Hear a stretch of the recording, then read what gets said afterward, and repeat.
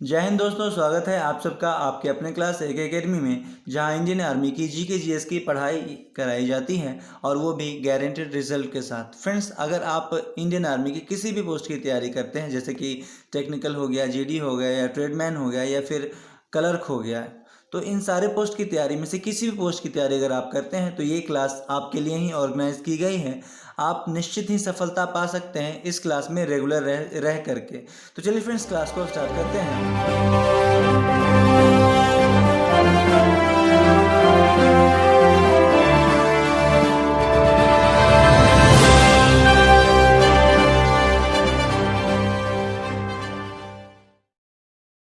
तो फ्रेंड्स, यहाँ पे हमारा पहला सवाल है, उपराष्ट्रपति के रूप में सबसे छोटा कार्यकाल किनका रहा? Option number A Sarvepalli Radhakrishnan, या फिर option number B VV Giri, या फिर option number C Mohammad Hidayatullah, या फिर ऑप्शन नंबर डी इनमें से कोई नहीं। तो फ्रेंड्स, यहाँ पे हमारा आंसर होगा ऑप्शन नंबर बी वीवी गिरी।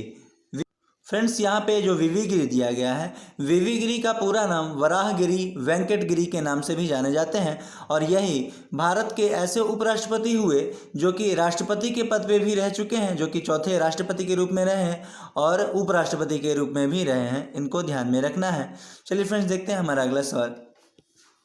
हमारा अगला सवाल है, संविधान सभा की पहली बैठक कब हुई? ऑप्शन नंबर ए 4 जुलाई 1945, या फिर ऑप्शन नंबर बी 9 दिसंबर 1946, या फिर ऑप्शन नंबर सी 12 जनवरी 1975, या फिर ऑप्शन नंबर डी 28 जनवरी 1885। तो फ्रेंड्स, जब तक मैं ऑप्शन बोलता हूं, अगर आपने इससे पहले इस क्वेश्चन को देख रखा है तो आपको अपने मन में उस आंसर को बोल लेना है कि आपका आंसर क्या है, और यहाँ पे आप कितना याद रखें हैं सही। यहाँ पे जो मैं आंसर बोलता हूँ उसको भी ध्यान में रखना है। तो 9 दिसंबर 1946 को संविधान सभा की पहली बैठक हुई थी, इसको ध्यान में रखना है आपको। फ्रेंड्स, हमारा अगला सवाल है, यूनानी चिकित्सा शास्त्र के जनक कौन है? ऑप्शन नंबर ए हिपोक्रेटस, या फिर ऑप्शन नंबर बी अरस्तु, या फिर option number C Adam Smith, या फिर option number D none of the above. तो फ्रेंड्स, इसमें जो हमारा आंसर होगा वो होगा option number A. Option number A Hippocrates. यूनानी चिकित्सा शास्त्र के जनक जब भी आपसे पूछे तो आप कहेंगे हिपोक्रेटस, और अरस्तु चिकित्सा विज्ञान में, यानी कि विज्ञान बहुत ही जीव विज्ञान में अरस्तु का बहुत अहम योगदान है, क्योंकि इन्होंने ही जीव विज्ञान शब्द की खोज की थी। अरस्तु ने 1801 में, अरस्तु एवं ट्रेविरेनस ने 1801 में जीव विज्ञान शब्द को गढ़ा था। फ्रेंड्स, हमारा अगला सवाल है, ग्रहों की गति का नियम किसने दिया? ऑप्शन नंबर ए न्यूटन, या फिर ऑप्शन नंबर बी कोपरनिकस, या फिर ऑप्शन नंबर सी पाइथागोरस, या फिर ऑप्शन नंबर डी कैपलर। तो फ्रेंड्स, यहाँ पे हमारा आंसर होगा ऑप्शन नंबर डी कैपलर। ग्रहों की गति का नियम कैपलर ने दिया था। इन्होंने कहा, ग्रह द्वारा सूर्य की परिक्रमा के अक्षीय अवधि का वर्ग अर्ध दीर्घ अक्ष के घन के समानुपाती होता है। यह नियम, यानी कि यह सिद्धांत इनका कैपलर का ही था, ने 1571 से 1632 तक के कार्यकाल में अपने इन ग्रहों के बारे में सिद्धांत दिया। फ्रेंड्स, हमारा अगला सवाल है, संविधान निर्माण के समय कुल कितने दिनों तक बैठक हुई थी? ऑप्शन नंबर ए 118, या फिर ऑप्शन नंबर बी 166, या फिर ऑप्शन नंबर सी 145, या फिर ऑप्शन नंबर डी 174। तो फ्रेंड्स, हमारे देश का जो संविधान है, ये इसका जो निर्माण हुआ वो एक दिन में ही नहीं हो गया था। इसका निर्माण बहुत सारे देशों के संविधान को अध्ययन करने के बाद भीमराव अंबेडकर के द्वारा इसे एकत्रित किया गया, और 166 दिन तक इस पर बहस चली थी। फ्रेंड्स, अगर आपसे पूछा जाए संविधान निर्माण में कितना समय लगा, तो कहेंगे 2 वर्ष 11 माह 18 दिन का समय लगा।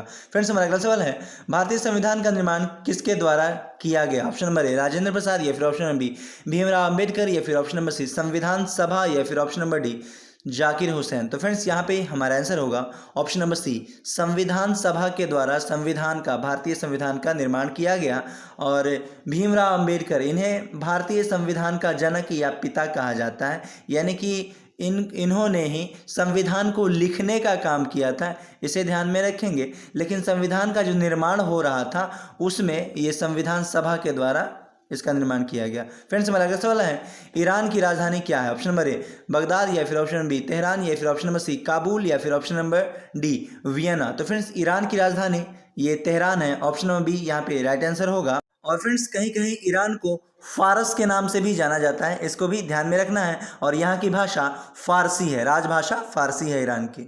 फ्रेंड्स, आप देख सकते हैं तस्वीर में ये ईरान की जो फ्लैग है, नेशनल फ्लैग, और बगल में आपको दिखाया गया है, ये इनके धर्म का एक प्रतीक है। चलिए देखते हैं अगला सवाल।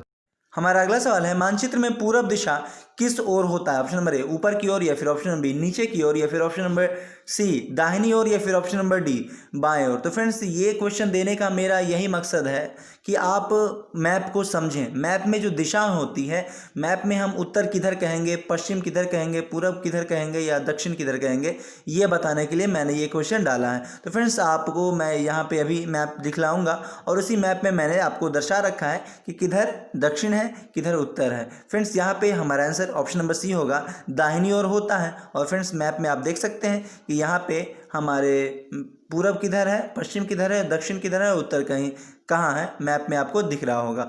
चलिए फ्रेंड्स देखते हैं, ये क्लियर हो गया होगा। फ्रेंड्स हमारा अगला सवाल है, ज्वालामुखी मंदिर कहाँ स्थित है? ऑप्शन नंबर ए कोणार्क, या फिर ऑप्शन नंबर बी श्रीनगर, या फिर ऑप्शन नंबर सी गया, या फिर ऑप्शन नंबर डी कांगड़ा। तो ज्वालामुखी मंदिर ये कांगड़ा में स्थित है। और कांगड़ा कहाँ पड़ता है?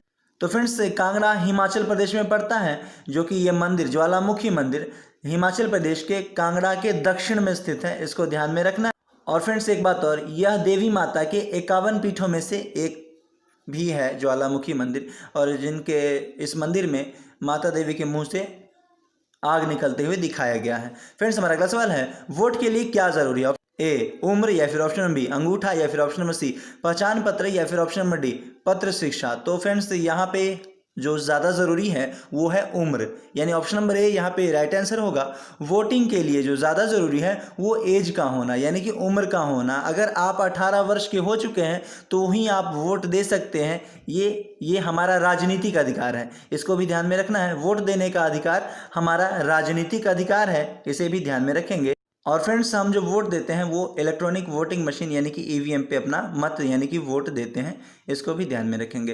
फ्रेंड्स हमारा अगला सवाल है, विद्युत ऊर्जा को ऊष्मा ऊर्जा में कौन बदलता है? ऑप्शन नंबर ए डायनेमो, या फिर ऑप्शन नंबर बी विद्युत मोटर, या फिर ऑप्शन नंबर सी विद्युत बल्ब, या फिर ऑप्शन नंबर डी मोमबत्ती। तो फ्रेंड्स यहाँ पे हमारा आंसर होगा ऑप्शन नंबर सी विद्युत बल्ब।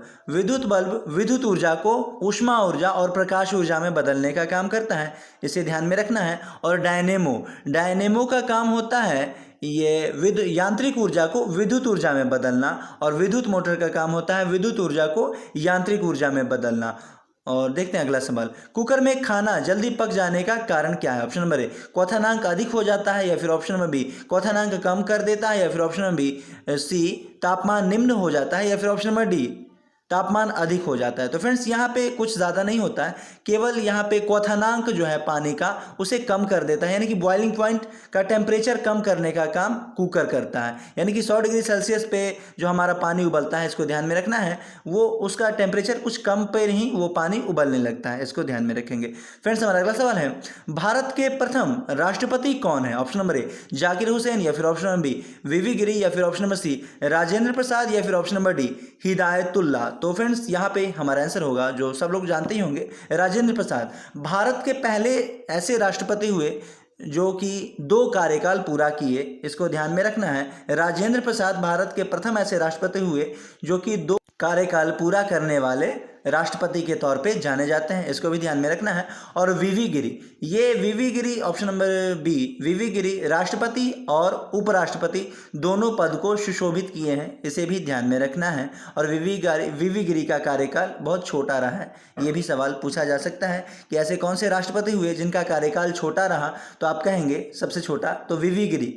ऑप्शन नंबर बी यहाँ पे, लेकिन ए हमारा सी यहाँ पे आंसर होगा। ये रामनाथ कोविंद हमारे देश के 14वें राष्ट्रपति हैं, इसको ध्यान में रखना है। ये आप देख रहे होंगे कि जो मैंने बोला है उसी को मैंने यहाँ पे लिख दिया है ताकि आपको पढ़ने में भी आसानी हो। चलिए फ्रेंड्स देखते हैं कि आगे हमारा अगला सवाल क्या है। तो फ्रेंड्स अगर वीडियो आपको पसंद आ रहा हो तो प्लीज़ लाइक, सब्सक्राइब और शेयर ज़रूर करें, और अपने उन दोस्तों के पास इस वीडियो को ज़रूर भेजें जो कि इंडियन आर्मी की तैयारी करते हैं। ये मेरी रिक्वेस्ट है आप सब लोगों से। चलिए देखते हैं हमारा अगला सवाल, गरबा कहाँ का लोक नृत्य है? ऑप्शन नंबर ए राजस्थान, या फिर option number B Uttar Pradesh, या फिर ऑप्शन नंबर सी गुजरात, या फिर ऑप्शन नंबर डी असम। तो फ्रेंड्स यहाँ पे हमारा आंसर होगा option number C Gujarat. Garba जो है गुजरात का लोक नृत्य है, और गुजरात की राजधानी अगर आपसे पूछा जाए तो आप कहेंगे गांधीनगर। और हमारे राष्ट्रपिता यानी कि महात्मा गांधी यहीं गुजरात के ही रहने वाले हैं, इसको भी ध्यान में रखना है, जिनका जन्म 2 अक्टूबर 1869 को हुआ था। फ्रेंड्स हमारा अगला सवाल है, संसद के दोनों सदनों के बीच कितना अंतर होता है? संसद के 2 सदन होते हैं और इन सदनों के बीच जो अंतराल होता है वो अंतराल के बारे में पूछा गया है। 3 माह, 4 माह, 1 माह या फिर 6 माह। तो फ्रेंड्स यहाँ पे हमारा आंसर होगा ऑप्शन नंबर डी, 6 माह। दोनों सदनों के बीच जो अंतर होता है वो 6 माह का होता है। ऑप्शन नंबर डी यहाँ पे राइट आंसर होगा। और संसद के जो सदस्य होते हैं, मुख्य जो मेंबर होते हैं वो 3 होते हैं और ये लोकसभा, राज्यसभा और राष्ट्रपति। फ्रेंड्स हमारा अगला सवाल है, भारत का राष्ट्रीय खेल कौन है? ऑप्शन नंबर ए हॉकी या फिर ऑप्शन नंबर बी फुटबॉल या फिर ऑप्शन नंबर सी क्रिकेट या फिर ऑप्शन नंबर डी जिम्नास्टिक। तो फ्रेंड्स यहाँ पे हमारा आंसर होगा option number A hockey. Bharat का राष्ट्रीय खेल हॉकी है और हमारे देश जो दुश्मन है अभी पाकिस्तान, उसका भी राष्ट्रीय खेल हॉकी ही है, इसे भी ध्यान में रखना है। और फुटबॉल और हॉकी और क्रिकेट ये तीनों गेम में प्लेयर की संख्या अगर आपसे पूछा जाए तो आप कॉमन रूप से 11 कहेंगे, यानी कि 11 ही होती है।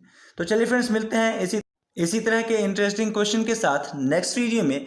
तब तक के लिए जय हिंद, जय भारत। फ्रेंड्स एक बात और मैं भूल गया कहना कि आज का आपका सवाल क्या है। आपको बतलाना है संविधान निर्माण के समय यानी कि मूल संविधान में कितनी अनुसूचियां थी, ये आपका आज का पहला सवाल है।